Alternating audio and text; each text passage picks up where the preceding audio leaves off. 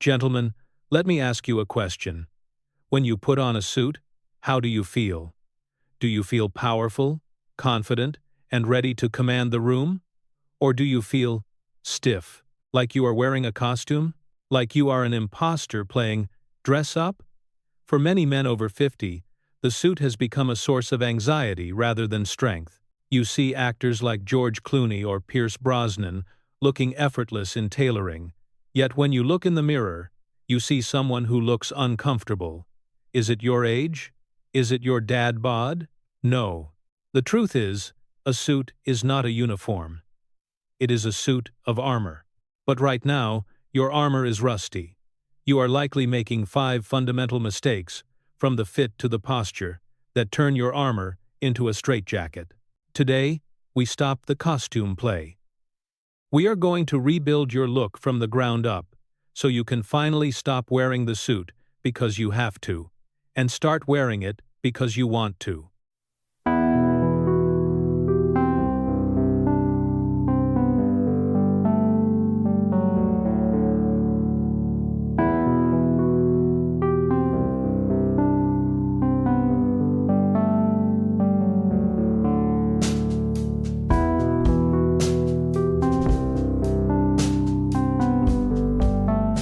Mistake 1. The fit. The ghost of the 90 seconds. Mistake number 1 is what I call the ghost of the 90 seconds. Gentlemen, we need to have an honest conversation about the silhouette you are wearing. If you look at your closet right now, I am willing to bet that many of your suits were purchased 10, perhaps 15 years ago. Or, if you bought them recently, you bought them with a mindset from 20 years ago. You are wearing the sack suit. You know exactly what I am talking about. The jacket shoulders extend an inch past your actual arm, creating a drooping, sad slope. The sleeves are so long they swallow your hands, leaving only your fingertips visible. The trousers are pleated, billowing, and so long that the fabric puddles around your ankles like a melted candle. Why do we do this? As we age, we gain a little weight. We get the dad bod. The logic seems sound. If I wear bigger clothes, it will hide my belly. It will be more comfortable. This is a lie. Excess fabric does not hide your weight. It accentuates it. It creates what we call the tent effect. When you wear a suit that is 2 sizes too big, you don't look like a big man. You look like a small man, wearing a giant's clothes. It makes you look shorter, sloppier, and ironically, it makes you look heavier than you actually are. On the flip side, please do not overcorrect. Do not look at the magazines and try to squeeze into a skinny fit suit. There is nothing sadder than a man over 50 trying to look 25 inches a suit that is bursting at the seams. If the buttons are pulling and creating an X shape across your stomach, or if your trousers are clinging to your calves, you look desperate, not stylish. The goal is the tailored fit. This is the golden mean. It grazes the body without hugging it. To achieve this, you must focus on the holy trinity of fit. First and foremost, the shoulder. This is the anchor of the suit. It is the one thing a tailor cannot easily fix. The seam of the jacket shoulder must align perfectly with the end of your natural shoulder bone. If it stops before the bone, the jacket is too small. If it extends past the bone and creates a divot or a dent, it is too big. A perfect shoulder line gives you structure. It builds you up and makes you look authoritative. Second, the jacket length. There is a horrible trend in modern fashion of short jackets that expose the backside. Do not do this. It ruins your proportions. A gentleman's jacket should cover the curvature of the seat your buttocks. A longer jacket creates a longer vertical line, which makes you look taller and more elegant. It provides dignity. Third, the trouser break. This refers to where the pants hit your shoe. If your pants are bunching up around your ankles, you are ruining the clean line of the suit. It looks messy. Conversely, high-water pants that show your ankles are too trendy for a man of substance. You want a medium break. This means the trouser leg rests lightly on the top of your shoe, creating one single clean fold in the fabric. This creates a seamless column of color that elongates your leg. Here is the secret. You don't need a $3,000 Armani suit to look good. You can buy a $300 suit, but if you take it to a skilled alteration tailor and spend $50 to fix the sleeve length and the hem, you will look like $1 million. Fit is not a luxury, it is a necessity.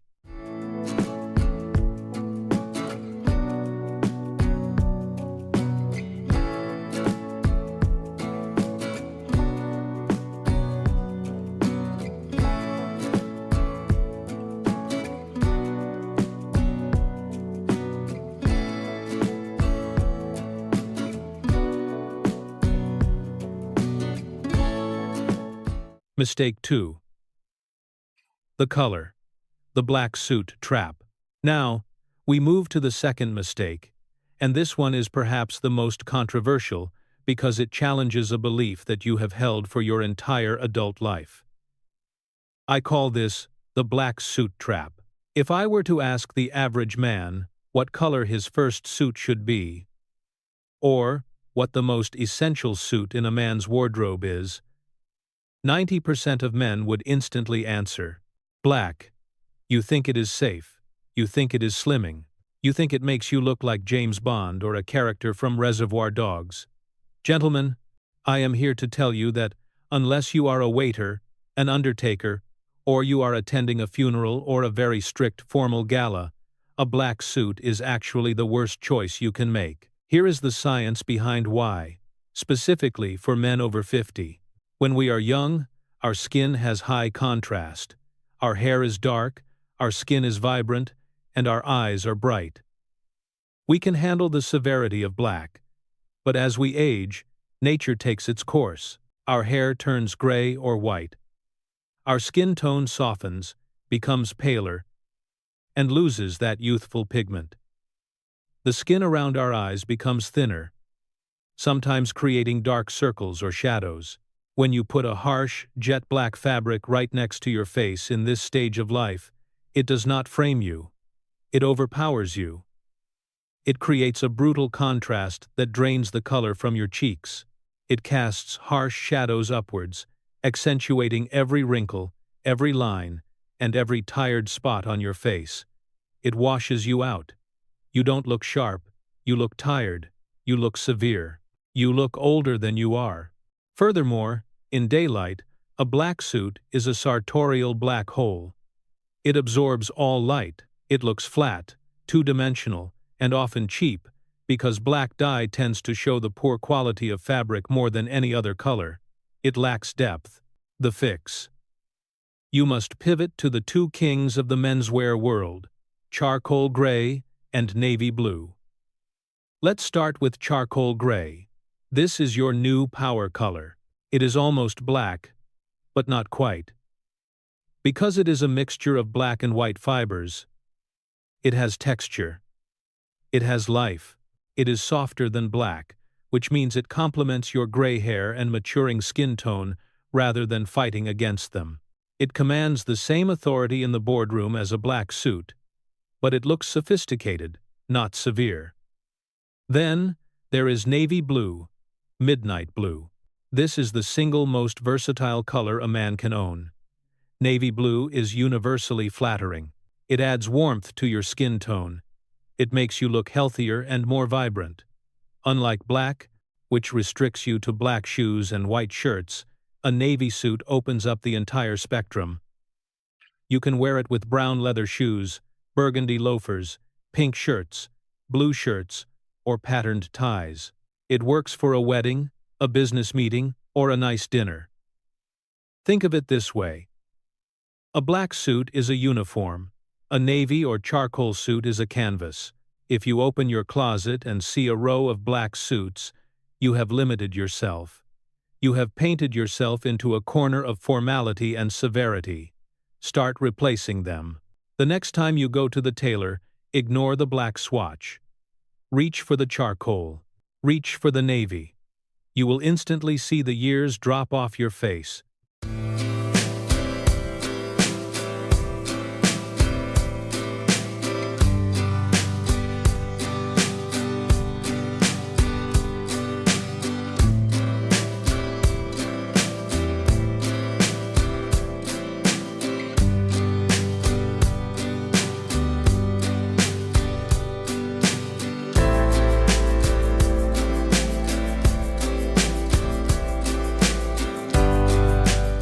Mistake 3.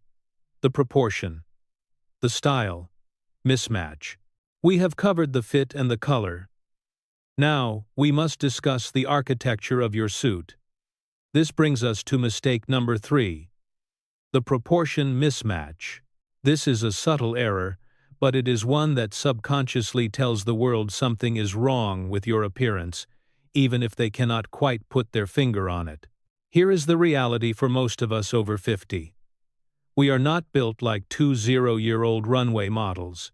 We have broader shoulders. We have deeper chests. We have, shall we say, a more significant carriage. We take up space. This is a good thing. It signals presence and authority. However, the fashion industry has spent the last decade pushing the skinny aesthetic. Tiny collars, razor-thin ties, and microscopic lapels. Here is the disaster scenario. A man of substance, man with a 44 or 46-inch chest walks into a store and buys a trendy suit with a skinny, 2-inch lapel. Do you know what happens visually? That tiny strip of fabric on your chest does not make you look slimmer. It acts as a reference point. By comparison, your broad shoulders and your midsection look absolutely massive. The tiny lapel gets lost on your chest. It looks like a toy. It looks like you are wearing a child's garment that shrank in the wash. It destroys the harmony of your silhouette. This is a style mismatch. You are trying to force a boy's style onto a man's body. The fix. You must respect the rule of harmony. The width of your lapel should correspond to the width of your frame. For the vast majority of men over 50, you need a classic lapel width. We are talking about 3 inches to 3.5 inches, roughly 8 to 9 centimeters. Why does this work? A wider lapel covers more of the chest. It draws the eye upward and outward toward the shoulders, accentuating the V-shape that every man desires. It creates balance. It stands up to your physical presence rather than being swallowed by it. And this rule extends to your accessories. This is where many men fail the finish line. If you fix your lapel but you are still wearing a skinny tie from your younger days, you have created another mismatch. The golden rule. The width of your tie at its widest point must match the width of your jacket lapel. Wide lapel equals wide tie. Skinny lapel equals skinny tie. If you wear a thin, rope-like tie with a broad suit, you look uncoordinated. If you wear a wide lobster bib tie with a narrow suit, you look clownish. Gentlemen, elegance is not about individual pieces. It is about how those pieces talk to each other. When your tie matches your lapel, and your lapel matches your shoulders, you achieve visual harmony. You stop looking like a collection of random parts, and you start looking like a complete, cohesive man.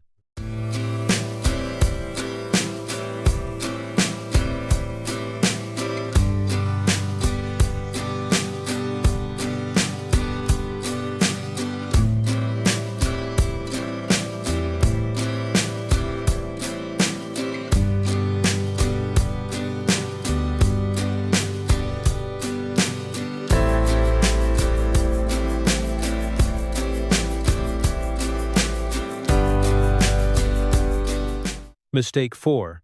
Maintenance. The unforced error. We arrive at mistake number 4. This is what I call the unforced error. You have bought the right size. You have chosen the right color.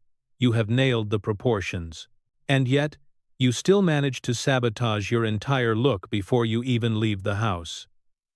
We are talking about maintenance. Here is the hard truth for men over 50. When you are 20, a little bit of messiness can look rebellious or grunge. When you are 50, messiness just looks sad. It looks like you have given up. I see this tragedy every day. A man steps out of a luxury car in a beautiful Italian wool suit. But as he walks away, you see the back of his jacket. It is a disaster zone. It looks like an accordion. It is wrinkled, crushed, and lifeless. Why? because he drove for an hour wearing his jacket. Gentlemen, never drive in your suit jacket. The seatbelt crushes the lapel. The car seat compresses the wool fibers against your sweaty back.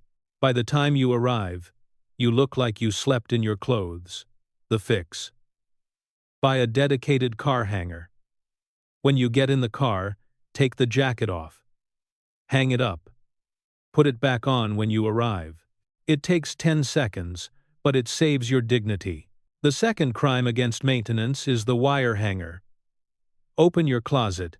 If you see your suits hanging on those thin, white metal wires that you get from the dry cleaner, you are committing murder. Those wires slice into the shoulders of your jacket. They leave permanent dents and ruin the structural integrity of the padding. The fix: invest in wide-shouldered, wooden hangers. A suit jacket is built like a human shoulder. It needs support. A proper hanger fills out the shoulder, allowing the fabric to rest and the wrinkles to naturally fall out overnight. The third crime is the iron. Do not iron your suit jacket like it is a dress shirt. I see men who take a hot iron and press their lapels flat. They kill the roll. A good suit lapel should gently curl away from the chest. It is three-dimensional. When you press it flat, you make it look cheap and two-dimensional. The fix: buy a handheld steamer. Steam relaxes the fibers, removes odors, and lifts wrinkles without crushing the fabric. It breathes life back into the wool. Remember, a well-maintained $300 suit looks infinitely better than a neglected $3,000 suit. As Tom Ford famously said, dressing well is a form of good manners. When you show up wrinkled and stained, you are telling the world that you don't care about the event, you don't care about the people you are meeting, and worst of all, you don't care about yourself.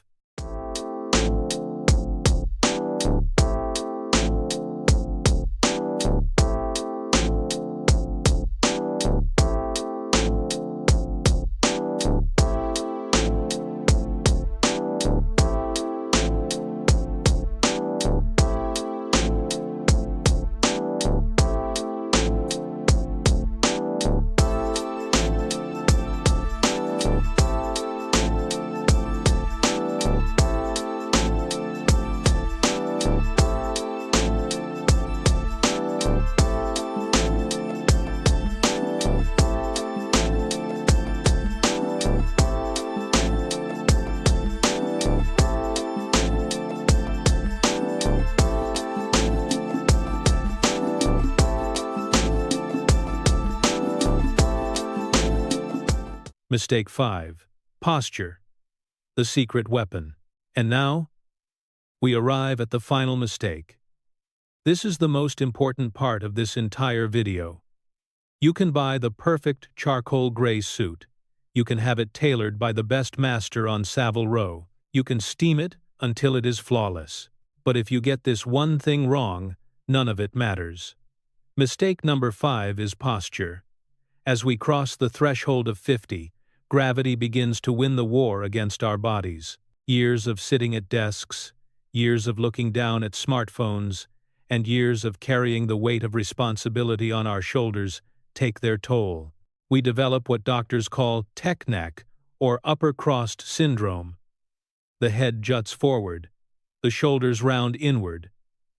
The chest collapses. When you put a structured suit jacket on a collapsed body, the result is catastrophic. Look at the mechanics. A suit jacket is designed to hang from the neck and drape over the chest. When your head pushes forward, the collar of the jacket pulls away from your neck. We call this the collar gap. It leaves a visible, empty space between your shirt collar and your jacket collar. It looks sloppy. It looks like the jacket doesn't belong to you. When your shoulders round forward, the lapels buckle. Instead of lying flat against your chest, they pop up. The chest of the jacket, which should look full and heroic, caves in and wrinkles. You don't look like a statesman. You look defeated. But here is the good news. Posture is the only style upgrade that is completely free, and the results are instant. I want you to try this right now, wherever you are sitting or standing. Imagine there is a golden string attached to the very top of your crown, pulling you straight up toward the ceiling. Feel your spine lengthen. Now, roll your shoulders up to your ears, and then drop them back and down. Open your chest. Do you feel that? Suddenly, you are 2 inches taller. Your stomach, yes, even the dad bod, naturally pulls in. Your chest expands. When you do this while wearing a suit, magic happens. The collar snaps back against your neck, the lapels smooth out, the jacket drapes cleanly, creating that coveted V shape. But more importantly, consider the psychological signal you are sending. A man who stands tall signals to the world that he is proud. He signals that he has nothing to hide. He signals vitality.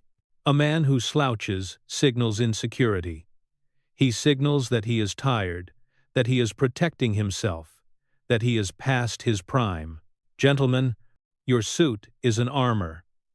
But an armor is useless if the knight inside is crumbling. You have earned your age. You have earned your gray hair.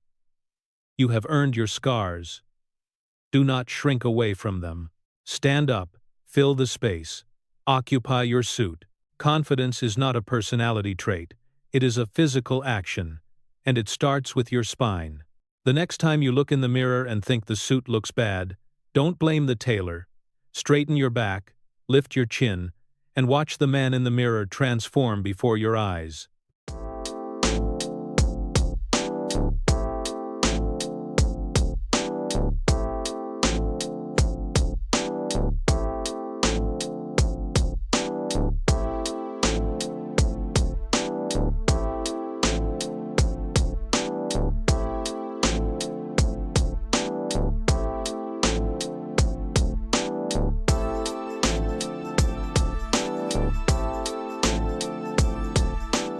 Gentlemen, we have covered the 5 pillars: fit, color, proportion, maintenance, and posture. Remember, a suit is not a uniform you wear because you have to.